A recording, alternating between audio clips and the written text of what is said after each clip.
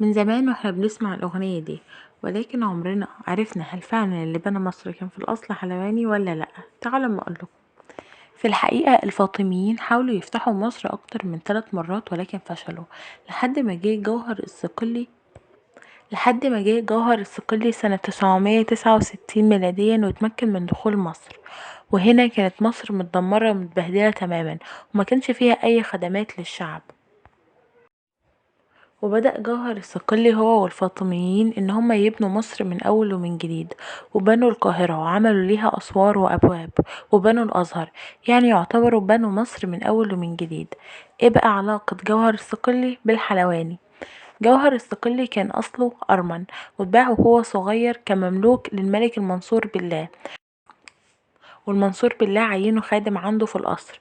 وهناك اتعلم جوهر الصقلي الوصفات بتاعة الحلويات من الشيفات بتوع القصر، وكان متميز جدا فيها وخصوصا في الكنافة. لكن يشاء ربنا انه يتعين في الجيش واصبح اشهر قائد في مصر. وهنا قالوا اللي بنى مصر كان في الاصل حلواني.